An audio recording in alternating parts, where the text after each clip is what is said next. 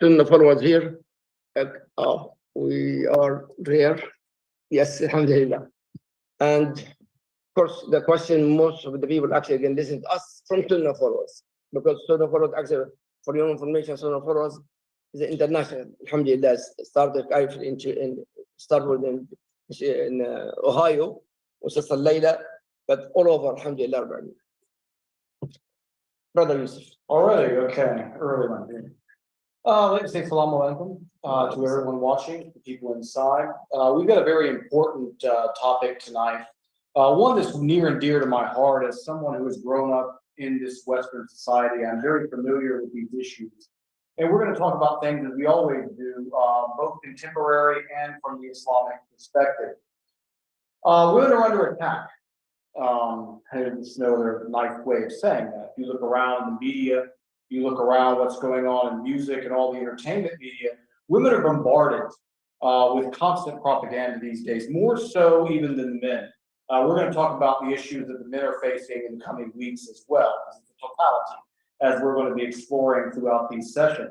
But I'm focusing tonight on what is being done with women. You're seeing all over the West, as an example, hijab bans being put in. They are saying girls cannot wear hijabs to school. They say they are not fitting in. It's not assimilated. Our opponents like to use words like progressive, modern, you're old-fashioned.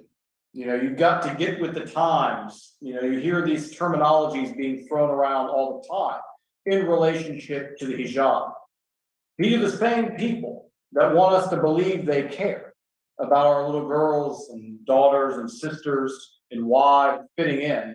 But these are the same people that have no problems dropping bombs and killing millions of people in Muslim countries. These are the same people that have no problem taking over a fourth of your income, you know, in the United States or generally any Western country. But we're expected to believe that they care so much about our daughters, that they want them to fit in the schools and remove their hijab so they can be a part of society. Be a part of what is really the question. And we're going to be exploring that as we get into this lecture today. What are they wanting them to be a part of?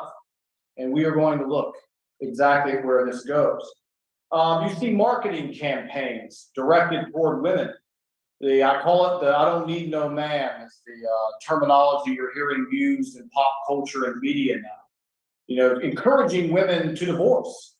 You know, you see this all the time. In the United Kingdom, I was shocked. Actually, I shouldn't say I'm shocked with anything that comes out of that place. But sometimes even their, you know, stuff can shock me. It was on a billboard. It was a hotline for women to call to help them to either cheat or to leave their husbands.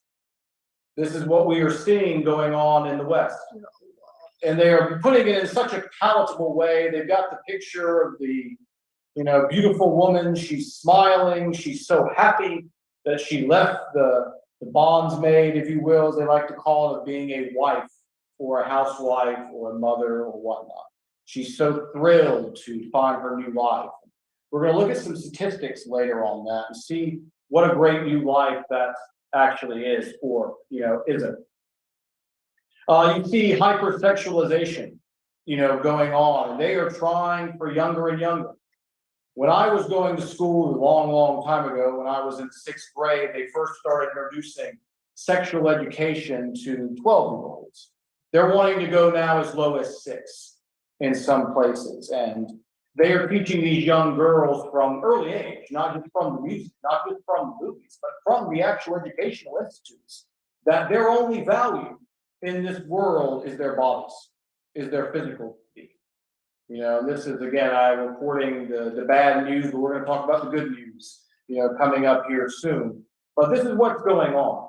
No matter where you turn now, you see women under attack. I've lived both in Muslim countries as well as the West. I was born in the West. And I'm telling my Muslim brothers and sisters internationally, if you are living in a Muslim country, they are doing it there now as well. The groundwork is laid. They already got the bricks for the road. It's already there. The foundations have been laid. They are trying the same tricks that you're seeing has worked so efficiently in the West over the last 60 years is now being implemented increasingly in the Muslim world, but at a lot faster rate. You see, in the West, they started this stuff. We're going to talk about that also a little bit later in the 1960s when you had the feminist movement. But back then there was no internet. Everybody had a house phone. You had to dial it, like this. You couldn't walk around and access information like we talked about a couple of weeks ago. So the process was a little bit slower. But you're seeing now they've become full masters of the propaganda techniques. You're seeing it everywhere. They are good. They are good, you can say, in evil. Marketing this stuff and making it look palatable. I mean, I'll just give a story. When I was living in Bahrain, I was working at a company and we were doing some training. And I had a sister say to me, why are you here? And I told my story a little bit lightly and about my marriage and things like that. And she said, why would you marry a girl from this part of the world? And I said, well, I prefer, obviously I'm Muslim first and foremost, but I prefer women who come from this traditional culture. And she joked and she's like, can I film you saying that? And I said, what do you mean? She's like, because my girlfriends would never believe me because all of them want to be Western. And they're shocked to see a man who came from the West professing so openly and confidently that he preferred the women of the East because of their morality and their character and things like that. So this is, again, the psychological, we're talking about here, making Islam cool, especially for our little girls, to know that you've got nothing to be ashamed of. I mean, they look to these models. They don't realize how much work, how much artificial enhancements have been done to these photographs. They see these beautiful women getting all this attention and fame. I want to be like her, and unfortunately that's, as we talked about last week, they should be saying they want to be like others, from our past that we're going to get into again later. So we're going to look at this overall in three phases. We are going to look at first and foremost, what did the Messenger sallallahu alaihi wasallam and Allah subhanahu wa ta'ala say we as men should do to protect our sisters from such propaganda? The foundations have been laid long, long ago as everything else in Islam. This is not old. These issues have been discussed in the time for the way they were in the time. What are our opponents offering is the second phase. Where does following this modern day disease of liberalism going to lead our young girls? And thirdly, the most importantly, is us as men in Islam, as husbands, as fathers, as brothers. What are we going to do better to protect our women? Because we are failing.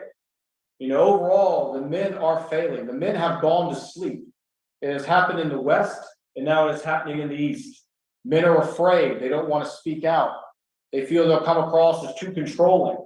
Because one of the chief attacks of our opponents is what?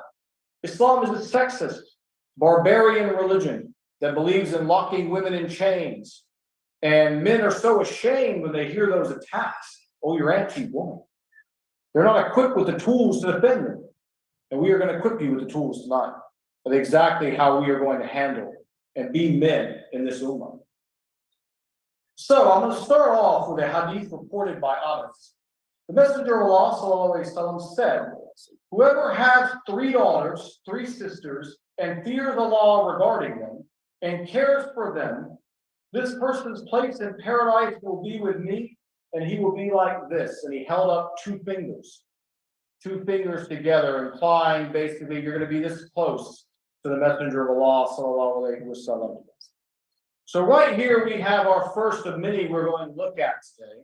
When our opponents want to say that us as men, we're controlling, we're dominant.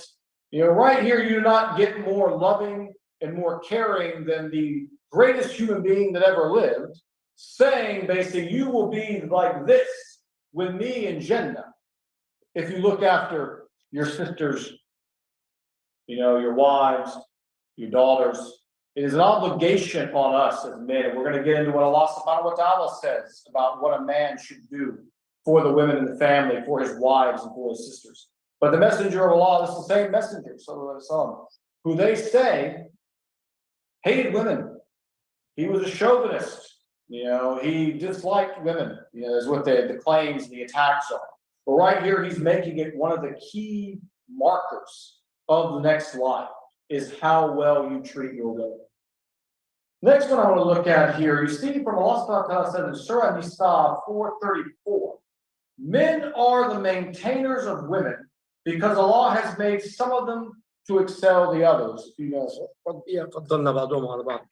الرجال قوامون على النساء بما فضل بعضهم على بعض. قوامون القوامة هي والقوامة when he was going to take care of his wife, one from A to Z. That's Qawwam. Yeah. And you see here what they will say, oh, see, it's right here. You know, Allah made men to excel in some areas. Well, didn't he? I think if we had a weightlifting contest, I think we'd all know. Now, nowadays you have, not going to get into that one, you have some who are men coming in to pretend they're women to get into weightlifting contests and they're winning. If you're wanting to have soldiers for an army, I think it's safe to say you want to have your men up front. Men were made to be hunters. I mean, the evidence is there. I mean, our bone structure, our size, power. You know, we were made to protect our women. If there was a raid on the village, who was going to protect the village? It's obviously the men that went to the front lines. It was the boys. You know, they went to defend the livelihood of their women and their way of life, you know, you can say. There is no sexist statement by saying that. Do women excel over men in other things? Absolutely. You know, there are plenty of areas. You know, one area women definitely excel over men is in terms of compassion, in terms of their ability to care for children. You know, when Allah subhanahu wa ta'ala is going to make mates, He's not going to make them exactly the same. That would be counterproductive. He's going to make one good over here. He's going to make the other one complete them by being good in these set of skills that are completely different. When they come together, there's a unity, there's a cohesion, there's a oneness that keeps the human family going. You know, you need both men and women. You know, men right here, we have our command. Again, we are maintainers. We preserve them, we take care of them, we honor them. As I mentioned last lecture, when I talked about the statement from Ja'far, one of the things he said, Rasulullah sallallahu alaihi wasallam said, never slander the chaste women.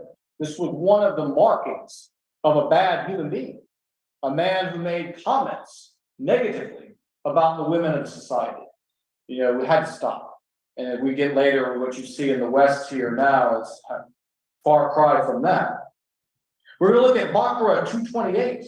And women have rights similar to the right of men in a just manner. And the men have a degree of advantage over them. So here you see again, a commandment to us as men. They are human. A lot of people at that time in Jahiliyyah did not believe that. Allah is saying no. They are human. They are entitled to human rights. You cannot keep them against your will. If you are a bad husband and you're not fulfilling your obligations, she has a right to leave. She is a free person. But again, we have an advantage in some things. We are the head of household. We are the leaders. And when all this gets twisted is where you have family chaos, you have division, and you have ultimate separation. But acknowledging who we are and what our purpose is as men is a key thing. And you'd like to add to that? Yes, actually, there's in Surah Al-Baqarah, just in Surah Al-Baqarah, 3.5 pages in the Quran, in Surah Al-Baqarah about the rights of the woman in the Quran. Plus Surah Al-Talaq about the rights of women. Surah Al-Tahrim, Surah Al-Mumtahina, all this for the woman, the rights of the woman. In fact, in Islam, the woman, we have the whole surah chapter, Surah An-Nisa for women. We don't have one for men. So, but unfortunately, the media and that is switched. Even the Arab country, even the Muslim country, they switched that too. You know. And you look at in the Christian Bible, there's very little mention of these things. But one you had in the book of Timothy in the New Testament, he said the place for women in the church is in the back with their mouth shut. Yeah. So I mean, you have this exclusion of one, and I've got that passage memorized because I've used that in debates I've had over the years many times when they've attacked our messenger, sallallahu alaihi wasallam. I'm like, well, hey, our messenger encouraged female participation in the society. في البايبل في التوراة إنه النساء بيكونوا برا البيت مش لازم يكونوا موجودين يعني كأنه عبيد والعياذ بالله النساء هذا في ايش؟ في التوراة. ولكن الإسلام كرم المرأة. أيوة نعم هو بيتكلم كده الفرق بين الإسلام نعم هو بيتكلم على الإسلام كيف يعني بيكرم المرأة كده لكن هنا العكس تماما I tried to translate what you just said. It's really important. Yeah. Oh, yeah, so without a shadow of doubt, we'll come to questions later. Because this again was the dialogue at the time. You had, and I'm not going to go into them because there are children listening, of some of the old Hebrew practices, which are highlighted basically in the Old Testament and mentioned in a lot of the Jewish tradition about how they would treat women compared to what, our messenger. So there's a lot of things here that children should not be hearing, so I'm not going to cover that. But if anyone who's interested in reading it or researching it, I would welcome you to do that. And see again how, much our messenger Sallallahu Alaihi Wasallam ended all of this barbarianism that we are seeing in this part of the world. That's something very important. My second language, by the way, Hebrew. اللغة الثانية تاعتي أنا عبري. في البايبل في التوراة يقول عند الدورة الشهرية عند المرأة لا تجوز تقعد في البيت ولا تأكل في أكل. In the Torah, the woman will have monthly period. She cannot stay inside the That's what I was house. talking about, yeah. Yes, and she have to be outside. That in the Torah.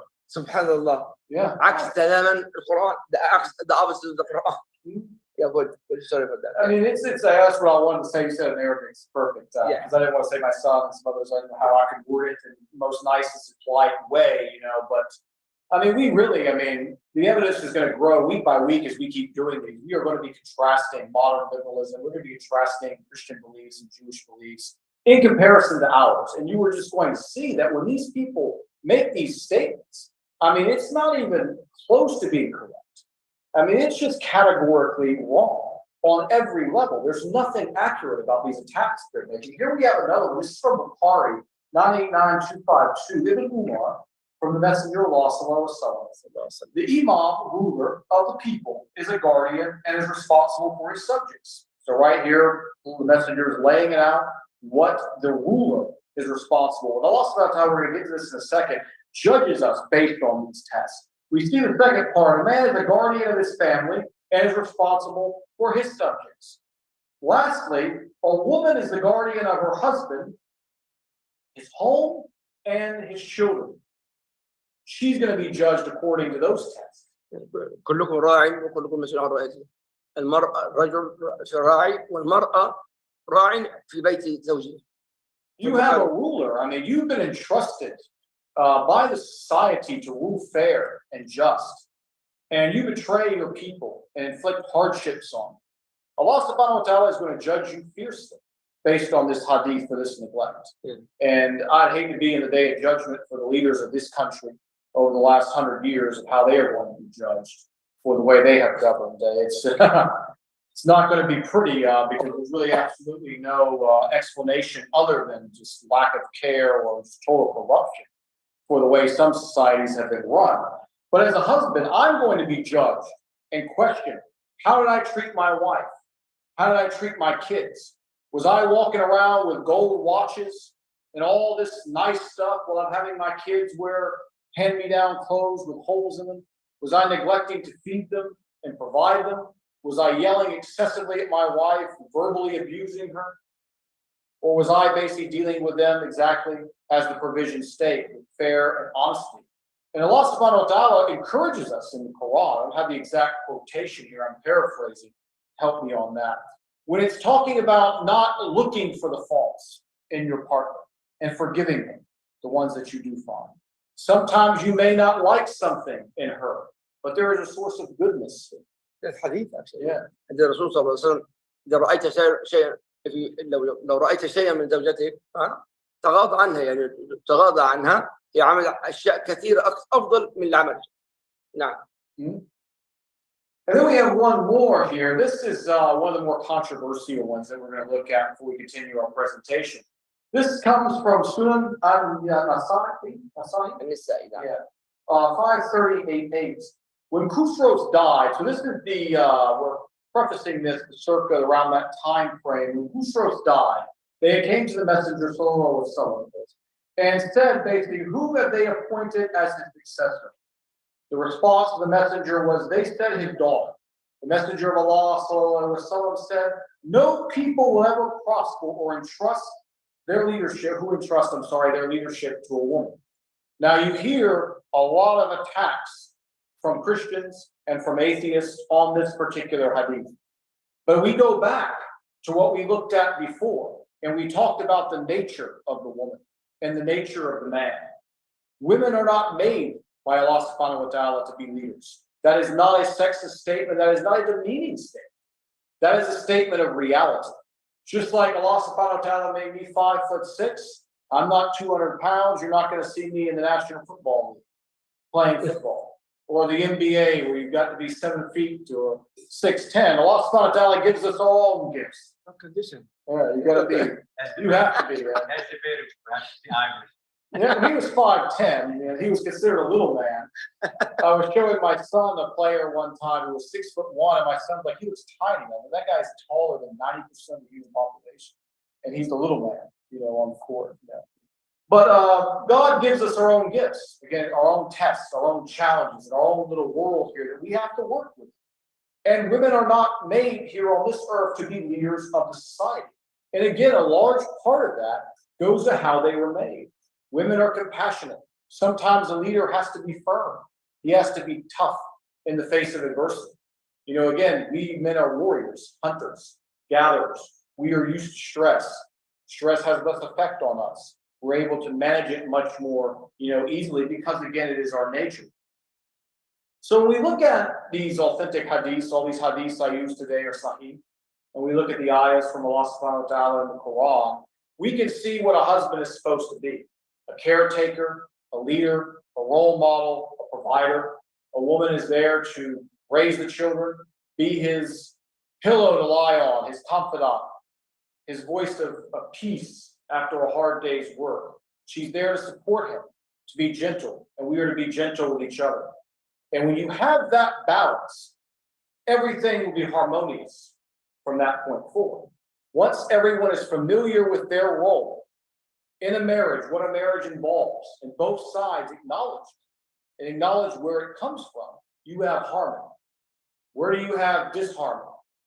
Where we start getting into what is going on nowadays in the modern world, where you have certain men who want to be in the role of women, and you have certain women who want to be in the role of men. Then you have women who don't want to be in any role, you know, at all. You have men who want no personal responsibility. And we're going to look at that as we're coming on here. Anyone have any questions so far before we go to the next phase? Yes, sir. Well, the shaitan attacks, if you go back to the oldest stories of Adam, you know, you see the shaitan's whispers was to the woman. Women are naturally made. For Adam too. Yeah. For both of them. The women are the most vulnerable a lot of times to, there's a saying we have here in America, I don't know if you've heard of it. It says women fall in love with what they hear. Men fall in love with what they see. Yeah. You know, women typically can be sweet talked and manipulated a lot easier than a man can. So it's much easier for them to go after the woman and create that break in the family unit that they seek than it would be to go after men. Not saying men are impervious to this. Men are vulnerable as well, but women are a lot more suggestible. Women like positive attention and reinforcement. Women like being part of a group. They like being around a lot of people. From my experiences, most women are highly social. You know, they like to be in social settings and things like that. But one of their best mind control techniques that we're going to talk about later is you're different. But that's very important. Allah says, فَوَسْوَسَ لَهُمَا. Ma, that means for Adam and Eve, Adam and Hawa. Not only Adam, not Hawa also. It's very important. Yeah. Well, yeah, you have exactly for the clarification there that you have the Christian account, which puts all of the blame, 100% the Old Testament account, which puts all of the blame on the woman. You know, it's a little bit different, you know, in the Islamic accounts, obviously, where the blame is equally shared, you know, between the two. They both, you know, were manipulated. But women, yes, overall, as I was saying, a lot more vulnerable to these type of attacks. Now, what we're going to look at now in the second phase that we're exploring is what are our opponents offering our sisters that we talked about in step one that we have an obligation to protect. There's an old saying, you can judge a tree by its fruits. If the fruits are rotten, the tree is rotten. If the tree produces great fruit, you know, it's got strong foundations, strong roots. Well, what are the fruits of modern day liberalism? Is modern day liberalism what we see here in America, what we see in Italy, what we see in France, what we see in England? Is this the peak of human morality? Is this the peak of human exceptionalism? I think it's laughable even to utter such words. When you look at the state right now of these countries, their birth rates are all below replacement levels. They cannot even replace their populations. They are dying. They are on pharmaceutical drugs. I mean, the average American, I've seen this with my own eyes, is probably taking 4 to 5, maybe more pharmaceutical drugs per day just to try to maintain normalcy with all of the diet, with all of the depression, all the anxiety, all the issues that are coming from these societies. If you are going to come to me and tell me how to make money, I better be able to look at you and see you as being successful. I see he's got a nice car. That's what you judge by. He's got a big home. He's got a favorable position. But if you're coming to me and telling me what I need to do to make more money and you're living on the street, I don't think I'm going to want to listen to your advice. We've got our advice on one hand from Allah subhanahu wa ta'ala. On the other, we've got people that can't even keep their basic society going.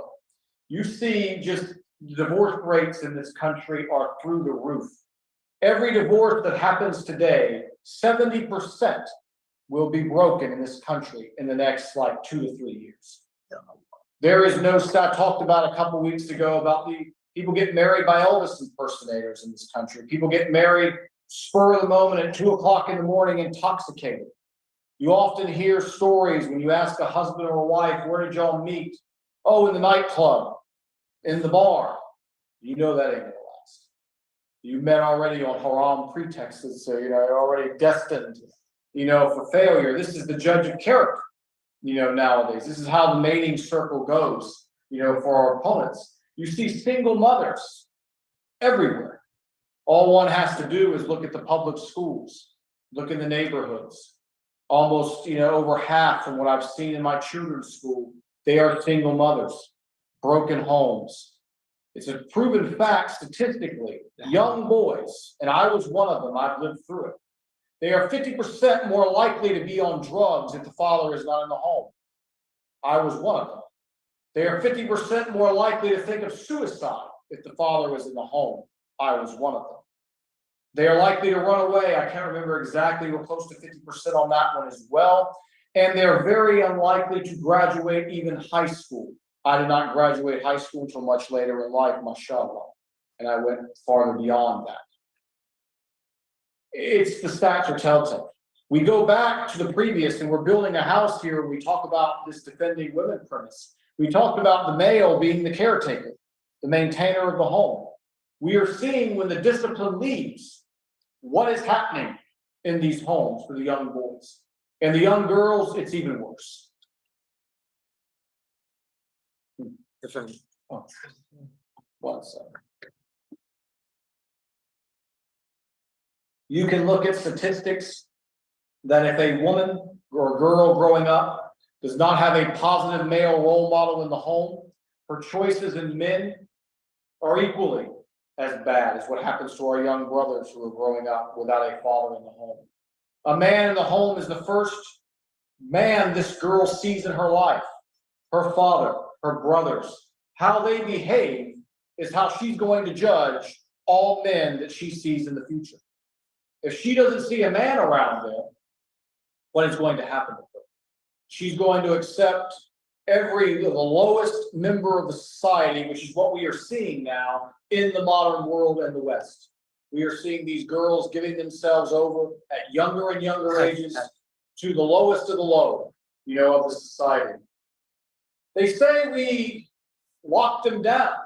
Well, what happens in Islamic countries in terms of rape? Is rape a common occurrence in Saudi Arabia? No.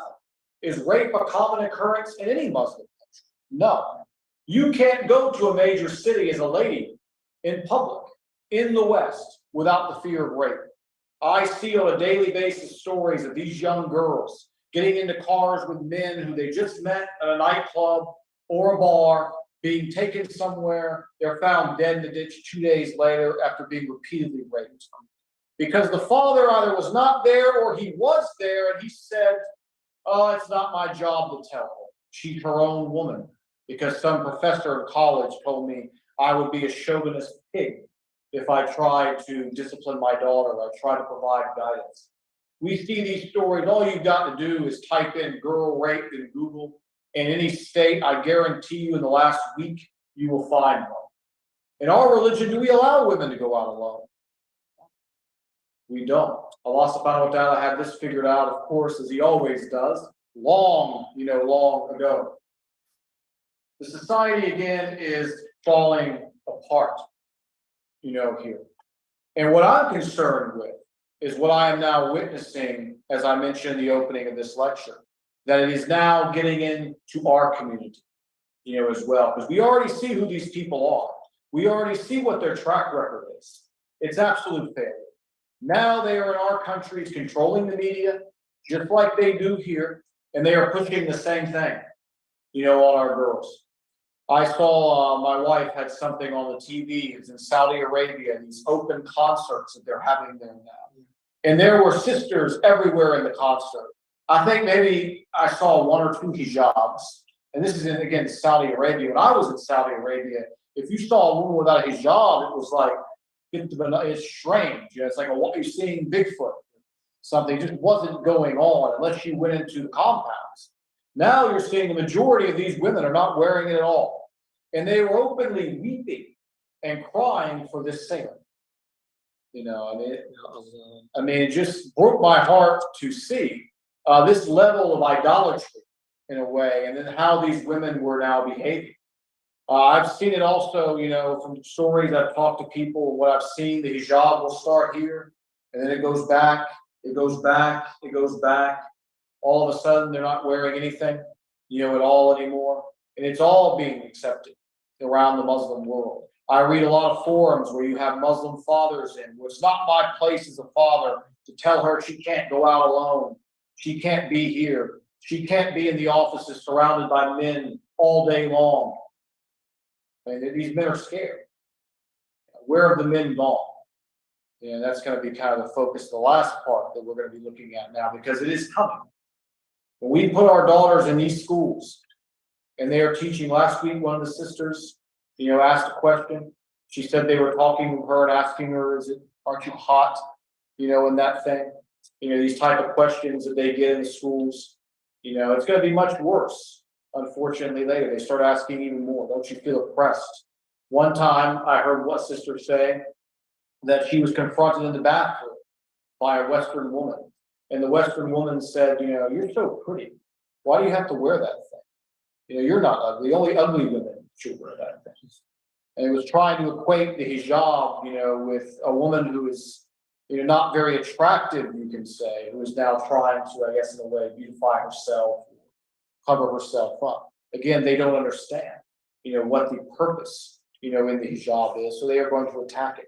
And we want our sisters to have this confidence in themselves to defend the hijab, to defend our Messenger, sallallahu alaihi wasallam, defend our Islamic principles, and know we are the ones that have it figured out right. When you follow those hadiths, when you follow those ayahs, and you have that relationship in the home, you are going to live a harmonious life. When you follow this stuff, which I just highlighted, which is a one-way trip to being raped, to being broke, to being miserable, to being on antidepressants, like you see in this society. Can't keep your birth rates up, and then eventually you have other issues going on where men want to be women, literally, and you have women wanting to be men. These are not people, again, intellectualists. These are not people with a track record of success. So we as men, again, must own it. As our final part, we are going to look at things that we as men can do, and then we are going to go into the ending here and look at some things for the sisters. Again, masculinity. This is something that is lost on most modern men. Most modern men are being taught, again, from a young age, that being masculine is bad. It's something to shy away from. If it wasn't for masculine men, only by the graces of Allah subhanahu wa ta'ala would any of us be here today. Masculine men have been the ones that have been fixing things, fighting on the front lines in wars and protecting people for years. Masculinity is not just about having big muscles or having a big physique. Masculinity is also here. It's the way you lead, the way you talk, how you lead by example, being a role model, again, as I mentioned earlier, for your children, leading your daughter somewhere positive, showing your daughter this is what a man looks like. That guy you're trying to, for one, dating is haram in our religion anyway, but that guy you're trying to talk to is not a real man. He doesn't measure up to my father. This is what we need to do, the kind of role models we need to be. Anyone have any questions? We move on. Comments? Norway, you have a question. Me? No, I mean, if anything I have to say is that, just to talk about the last one that he says, that most men are not masculine. Mhm. We have to differentiate between men and being masculine. Is that even the society that we live in, no matter what it is, whether it is an Arabic country or here, the laws have changed. Yes. Even if you want to be a man, the law says to the kids, hey, your father cannot treat you this way. He cannot tell you what to do. You are at an age where you can do what you want. That's the issue. Like when they're growing up, most parents, like on their own, most of them are too occupied with providing, Yes. paying bills. There's so many other things to the fact that they neglect somewhat. Like it's not something that they want to do, but to keep a house, to keep a roof, pay bills, that's what they do. And this is the outcome. So I think it comes to the fact of being happy with what you have and what you want afterwards. I wish brought up some very good I points. wish actually this lecture يعني بتمنى هذا يكون خطبة الجمعة. I wish what you just speak it will خطبة الجمعة for the whole world to watch. It's a really important topic. It really touched my heart. You know, I'm a father. I'm a father, and I see the community here. Even Myrtle Beach, I just see like six months now, 7 months. Yani every single day a problem regarding husband, wife, and family. Every day, no exception. Since I'm here. كل يعني من يوم ما وصلت أنا هنا كل يوم مشاكل زوجية زوج وزوجة أولاد كل يوم every single day. Somehow. That's normal. Like I think in every household, and even between friends, that's just normal things to have problems. That the outcome of That's the problem. That's always the woman. She is the one against. You know, she have the right, but she have no rights. يعني دائما يكون حقا للمرأة لكن مهضوم حقها. هذا disaster. يعني yesterday I have a family here, and not only that, the husband fight. Yeah, she said. So I say with her, she's العبد بتاعتك, you're your slave, and he said yes, she is my slave. You know what I did? Say my advice: divorce. There's no solution for this kind of mentality in the person. yeah, sure. Yeah. Well, that goes back again to us. I'm definitely not. I'm not a perfect person. I'm not a perfect Muslim. Oh, we're a human being. But that goes to us not really learning about our religion, Correct. not following it Correct. from A to Z. It's just we were born Muslims, and sometimes it's not our fault. It's also the society. Like it's a whole thing. It's not only just the parent, like or the grandparents or the society. It's a lot of things to do.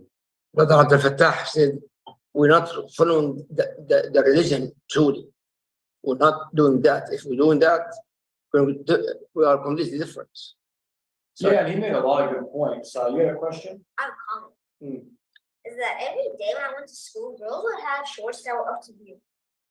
Yes, and going on to that point, my son is 10 years old. He is the one that just raised that point. And his younger brother was 7. And he came up to me and he said, Papa, you know, why is that woman dressed like this?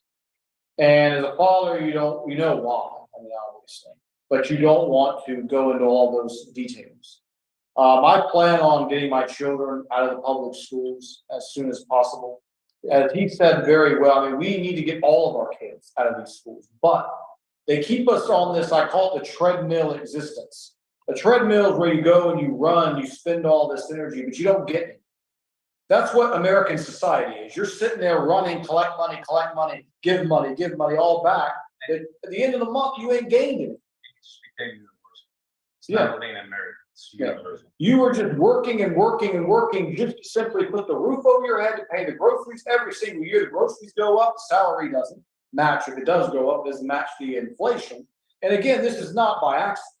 They know what they're doing. And then all of this leads to where the state, they're already saying these things now.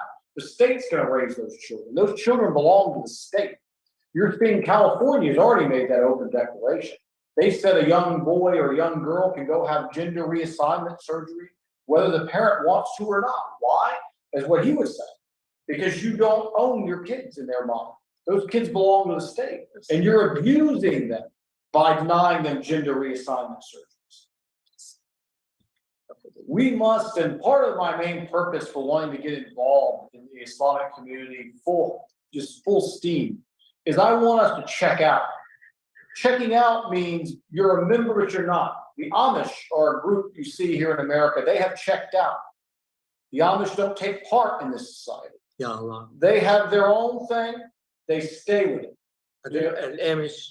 الامش هذول بيكونوا امريكان مسيحيين بس ايش بيتبعوا الانجيل تماما حتى بيذبحوا زينا بالضبط المعاملات وكذا حتى بيتزوجوا مش 4 بس 9 و10 و20 كمان فالامش هذول انا I visit the Amish when I make my research ان عملت انا بحث بالاكل الحلال والحرام وشفتوا كيف بيذبحوا كأنه إسلام 100% حتى المعاملة مع بعض هذا transaction how you deal with each other just like Muslims exactly يعني the only difference between us and them الشهادة شهادة that's it but honestly I would love to not only that until now with the gas electricity no electricity in their houses but honestly very pure Christian the only Islam left and that's it. And respect us.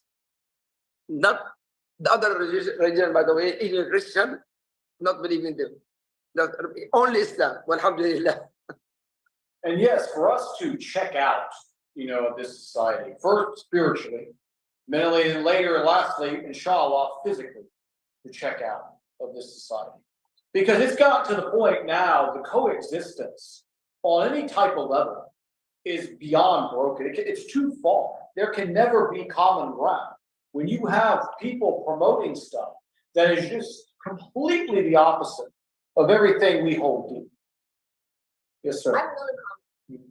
When I played baseball, there's this team called the Cardinals. They would have a 12-year-old girl around them when I was 10. And she was like wearing like shorts that were barely like tall. Yeah, it's groomed from an early age. When I grew up, I would have thought nothing of things like that. Because that's how one of the ways, again, the shaitan gets you to just slowly accept sin. If you go back to American television in the 1950s, anytime they had a couple on TV, they were always husband and wife. And they would never even show them in the same bed. They would show them in separate beds. Like they would make sure basically that you kept that as clean and as moral as possible. You never found a man or woman holding hands or together in a television show in America in the 1950s that were not husband and wife. Yeah, shame used to be. Yeah. You go to 60s, all of a sudden there's one, there's two. 60? 1960s and 70s, 80s. And yeah. it just got to the point where there is no husband and wife in a Hollywood movie or a television show. Very rarely you have some television. Very afraid now. Yeah, it's always the girlfriend. And they just normalized sin. Sunnahfollowers, if you have any questions, Sunnahfollowers, Sister Layla, Brother Youssef, inshallah, will answer. Inshallah. Sister Layla. Sunnahfollowers out there? Yes, we're still here. Layla's busy, but I don't see Okay. Okay, I'm here. I'm not busy. I'm getting their answers. I had to switch the cameras. Y'all remember I have to go from stereo mic to regular mic. So that's what I'm doing. So I'm working 5 cameras. Okay, here's a sister here. First of all, she said, oh my, okay, well, I'm gonna show it. One sister here, she said, I appreciate you guys talking about this problem. Alhamdulillah. And I have another question here from a sister on Twitch. She said, when your children go to school, I'm trying to word this because she's typing in French. When your children go to school and your daughters are teased and told that they must not be beautiful because of the way they dress, what do you suggest we do? Dekel, yeah, Dekel, yeah. What do you suggest that how you suggest we handle it? This is the most depressing and most real situation, as I talked about last week in the session. First thing, let those sisters know that those people are, in the grand scheme of things in your life, are irrelevant. The people who are relevant in your life is Allah subhanahu wa ta'ala, your family, your close friends. I tell my son all the time, friends and people you see now, you're not even going to remember them in 4 to 5 years. I know that's easier said than done, but these people are irrelevant. They will never cease to try to bring you down, try to attack your self-esteem. And that's how this system, it reproduces itself. They get more and more. Kids go to school. Okay, naturally, I don't like those things, but all my peers are telling me these things are cool. I want to be part of a group. I have to dress like them, wear the brands that they wear, act like them. I face this when I was growing up. My children now face it. It is very, very hard. But I want to instill in these young ladies, these queens, these sisters of Islam, to have confidence in yourself and know that we are the right ones. Like I mentioned earlier, all those things that I showed from their society, how dysfunctional it is, how diseased it is, they are the ones who should feel shame. And if the devil is attacking us, would any of us get mad at that? The answer is absolutely none. You know, why should we do these people any different? They are bringing poison to us. We have to know it's poison. We do not accept it. We never will accept it. You know, have that confidence. Walk around and own it, you know, so to speak. Like today, I walked out on Myrtle Beach dressed like this, and of course, you're going to get some looks, you know, from some people. They probably first don't know why you're dressed like that. They don't know what it is. And then there's those who do. And they're not going to like it. I mean, it's just that simple. But you come to a point up here when your deen is so strong that those comments, they just brush right off. You really don't care. They don't bother you. You know, and I encourage all of our sisters out there, we're going to do one little small thing about, again, self-esteem and realizing how beautiful you are. And nothing they do can take that away. Psychology actually here, anybody accusing that sister because the hijab, that one accuse her something, she is sick, mentally sick, by the way. So psychology, yeah, she's sick. Yeah, her brain not even normal. So don't worry about those crazy people. You are the best. And not only that, you are so beautiful. Under the cover, you are gorgeous. But prime example, you know, like say at school, and you're gonna say high school, that's what all happens. yes. You see, even if that girl accepts the fact that, okay, she's beautiful, she takes the hijab off, and she hangs out now with the cool girls, right? Then the cool girls have another clan that they rival with. Yeah. See, just that right there, it tells you that it itself, it's not something true. It's not something like, indeed, the only thing that we are competing with is having hasanat and getting close to Allah subhanahu wa ta'ala. It's not the close, yeah, it's materialistic. Some the things in life are, that's how it is, that's how we are as humans. That's in our nature to have and want good things. But all of that is just, I guess it's just an image. Like, you can wear all you want today, the next day is something else, and it's something else. So at the end, it's all becomes just being a part of a plan that's winning rather than. So, any more, sister? Any questions? Yes, one more. Excuse me. Another sister is asking, so is it permissible for us as women to hold positions of leadership? Like what, sister? Here, Islamically, what? Like what? Like a president to be for a country, or a company, or a board member in the masjid? Yes, probably that. She hasn't typed yet, but that's probably what she's asking. Yeah. No problem. But to be a leader for a country, like Hillary Clinton, for example, if we're in a Muslim country, no. But any company, in fact, when I came to America, I'm against to have a Muslim. Actually, we have a Muslim organization in the university when I came to America in 1988. And women to be a president, I was against that. Then I have no choice because I'm not imam in that time. I just came to America. I found the best leaders for the Muslim organization in university, the girls, the ladies. When the president become a man, always failed. Always failed. Then I say I was wrong.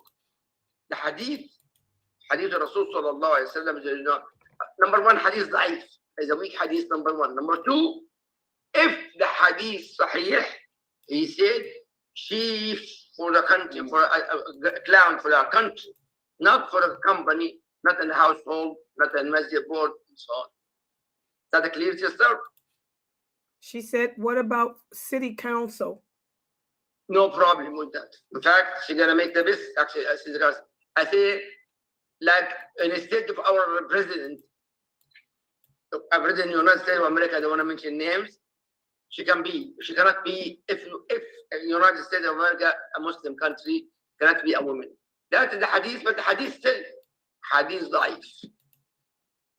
I mean, hadith da'if have been weak. The answer is yes, Islamically.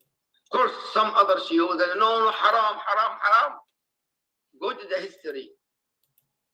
Umar ibn Khattab radiallahu anhu, for the treasure in the market, a woman, Sulayman, a woman, she's in charge with that.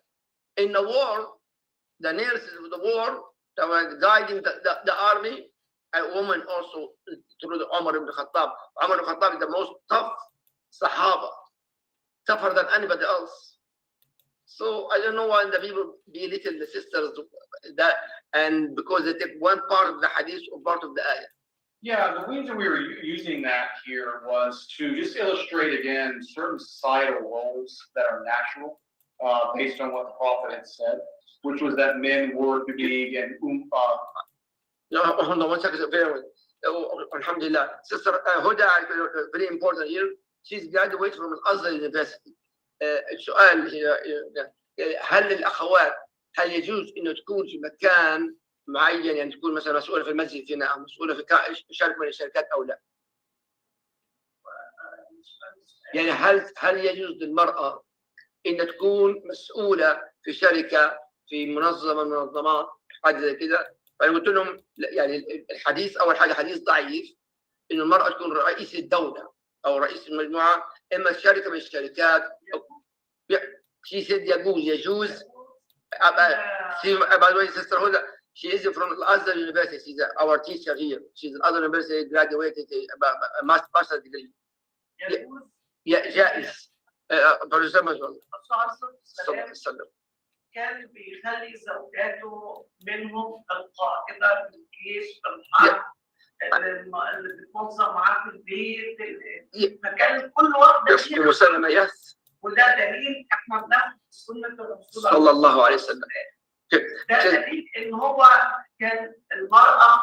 طيب حضر، لا عامل احط الكاميرا عليكي وبس عشان يعرفوا حضرتك موجودة وانا حترجم. طيب ان شاء الله. ان المرأة في الاسلام محل ثقة، لان المرأة المسلمة المحتشمة ايا كان موجودة، ايا كان بتتكلم معاه، رجال مع اي حد، ولكن بالاحترام نعم. بالمرتدية الزي الاسلامي الصحيح أتجه. وبنيتها العمل والخدمة للعمل الموجود. نعم. ايا كان في رجاله ما فيش رجاله، ان المراه الاسلام ما حكمش عليها، او معنى كده لو احنا قلنا عمل معين للرجال عمل معين للنساء يبقى احنا فرقنا بين السيدات وبين الرجال. مظبوط. ولكن الاسلام هو في الايه ربنا سبحانه وتعالى قال الرجال قوامون على النساء بما فضل الله. النساء يعني اولا في الاحكام مثلا قلبها ضعيف. نعم. ان المراه ليها غير الرجل، ان المراه صلواتها غير كامله، صيامها غير كامل لانها بتكون عندها اعذار. نعم. بعكس الرجل، فاحنا مش الاسلام قصرها وخلى الراجل احسن منها، بل بالعكس الاسلام فرض بدليل ان مريم بنت آل عمران كرمها ربنا سبحانه وتعالى بنت عيسى، آسيا بنى لها مسجد في الجنة، بيت في الجنة. التحريم. نعم. كتير في الإسلام للمرأة. نعم. في سورة في أحكام. نعم. حتى في الميراث إن في بعض الناس بتقول إن الذكر مثل حظ الأنثيين. وقف على كده. ولكن في حاجات المرأة بتاخد نص التركة. صح. كل التركة لو مات أبوها وأمها لا عندها إخوات ولا عمام ولا خالات، هل المرض ده هيروح لمين؟ هيروح لها كلها؟ مش في كل الحالات. نعم. والإسلام ما ظلمش المرأة خالص، الإسلام كرمها. أول نفس وأمر النبي صلى الله عليه الصلاة والسلام إن كل أزواجه يدنين عليهن، يعني لبسنا يبقى مختلف. أي حد عنده حاجة غالية مش بيحفظها. نعم. مش بيقعد يحطها في مكان. نعم. كويس عشان ما تبقى حاجات تجوز إن هي تشتغل في أي مكان. نعم. إحنا بنمسك مثلا أنا كنت ناظر مدرسة، كان المدرسة زي الشركة. بالضبط. نعم. بتتعامل مع الرجال. نعم. مش كل النساء ولا كل الرجال، يعني في رجالة بتبقى رؤوفة بزوجاتهم، رؤوفة بأولادهم، رؤوفة بالمجتمع اللي عايشين فيه. وفي زوجات مش رؤوفة، بترجع لربنا سبحانه وتعالى خالق جواها الرأفة والرحمة. وبعدين ربنا سبحانه وتعالى بيقول يكون عندنا قلب رحيم وعقل سليم. يعني هو ميزنا العقل عن بقية سائر الكائنات. الكلام ده بالانجليزي بيكون افضل لو ترجمت من الاول. يعني عندي محاضرات كتيره جدا، ولكن اللي معجزني نعم اللغه. انا زعلانه جدا ان انا مش عارفه اوصل اللي انا عايزه اوصله للسيدات. Sister Huda said, I wish I can speak English. Sister Muhammad said English. She have alhamdulillah, I can see she have a knowledge, but unfortunately she cannot give this knowledge in English. But what she said, like she approved what I just said. Yes, she can work with anything. We're not isolated the sister. Some even in miras, she took away inheritance. Some cases, the female, she took half, and sometimes she took inherits everything. Not only part of the miras for man, like the man have a double and she have a third. No. So she speaks many things about the right of the woman in Islam. This sister, inshallah. Maybe next time we're going to translate. When you speak slowly, I can translate what you said. I wish you to answer, inshallah. The time actually we finished 1 hour. ساعة خلصنا. إن شاء الله. But we'll continue إن شاء الله. نستمر إن شاء الله الأسبوع القادم. Next week بإذن الله. What is the topic? We continue same thing. Yeah, we're going to continue this because there's so much more to say. An hour really doesn't do this topic justice. So we're going to continue to talk about the relationship between men and women and building more stronger brothers. We're going to talk about some of the attacks in the society on the men. As well, we're going to come back and revisit this issue a little bit as well. We talked about today. Okay. And also, Sister Huda, ممكن نعمل Sunnah followers, Sister Layla. She's in charge, Sister Layla in Ohio. Actually, I met Sister Layla actually in Ohio last year, I think. Yeah. So if we can make a lecture for Sister Layla, I can translate. ممكن أترجم كلامك بس إيش واحدة واحدة واحدة واحدة. إيه رأيك؟ طبعا عندي في البيت أنت وأنا كنا في المكتب هنا في المكتب الأخت ليلى في أوهايو. بس إيش العالم كله بيسمع المحاضرة. هي لغة. نعم أنا حترجم. لو أنا عندي لغة. طيب أنا حترجم. اللي أنا درسته. نعم أنا حترجم. أنا جاي أترجم إن شاء الله. إيه رأي حضرتك؟ Okay, sister Muhammad, Sister Huda, she agree with that, Sister Layla. Okay, I can give you information about Sister Layla, inshallah. Sister Huda, inshallah. Okay, any questions, Sister Layla, before we hang up? No, the sisters all said thank you so much. This was a much needed lecture. Yes, Yes, I hope it really resonated with them. I want them to know we care, and we're doing the best we can as brothers to ensure basically that we are not saying what is going on here in the West is happening to our Ummah. Yes, thank That you. our men know what's expected of them.